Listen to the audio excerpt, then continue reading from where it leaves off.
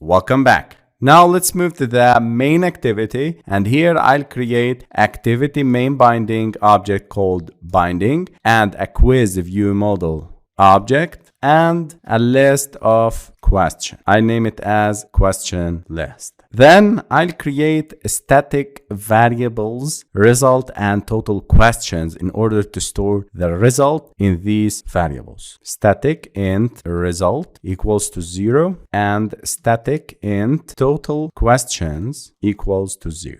Int I equals to 0. Let's move to the onCreate method, initialize these variables. Here I'm using data binding util. This is the data binding. Setting the result equals to 0. Here I am resetting the scores and the total questions equals to 0.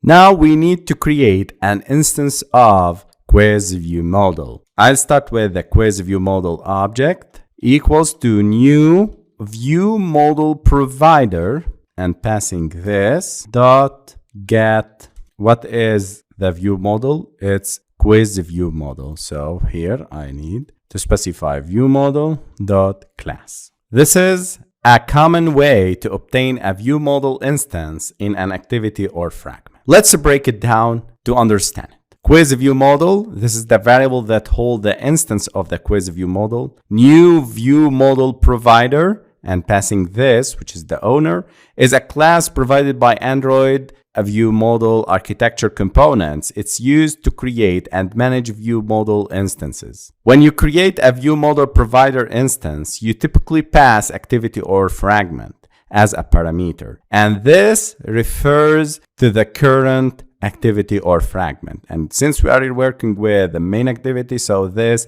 refers to the main activity. Get retrieves an instance of quiz view model class. The view model provider is responsible for ensuring that you get the same view model instance associated with the same activity or fragment across configuration changes, example, the screen rotation. The purpose of this code is to create or retrieve a quiz view model instance, which allows you to work with data related to your quiz feature in a lifecycle aware manner. I want from you to focus now. When the app launches, we need to display the first question and then load the other questions when the user clicks on the next button. So for that, we need to display two things, the first question and the next questions. So for that, I'll create a method here to display the first question. It's called display first question. I'll start by quiz view model dot get question list live data. I'm calling this a view model and calling this get question list live data method,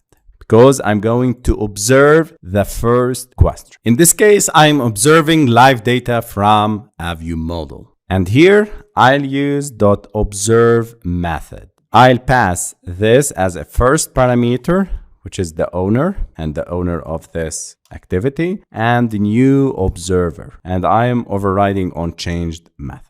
.observe method is used to observe changes in the live data. The first argument, this, represents the lifecycle owner, typically an activity or fragment, and in this case, it's a main activity. The second argument is a new observer. That defines what to do when the data inside the live data changes. OnChanged method. This method is part of the observer interface. It's called when the data inside the live data changes. In this specific code, it receives a questions list object as an argument when the data changes. We need to get the new data from this question list variable. So the first thing I need to do is to assign the question list that I created here equals to the questions that it is passed for the updated data. So this is the new updated data. So I need to update the list, question list, with these new data. Then I'll use data binding to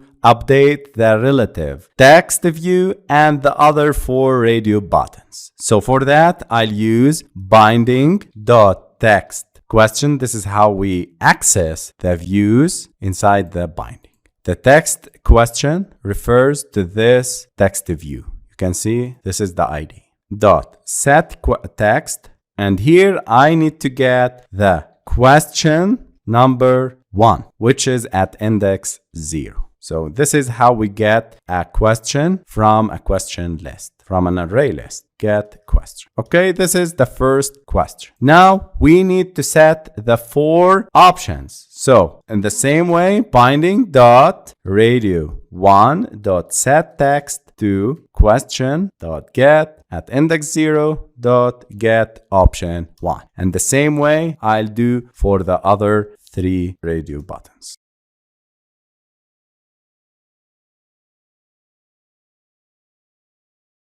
Save the project, and I'll call this display first question here and run the application. And I have this error. The maximum recommended compile SDK is 33. So I'll go to the manifest here, the target API. I'll change it to 34. Go to build.gradle.kts, change it to 34 and the compile SDK 34. Sync now, run again, and this is our application. It's not fetching the first question, so I need to run example, ensure that it is functioning good. So I need to start Apache MySQL, and then I need to add the internet permission.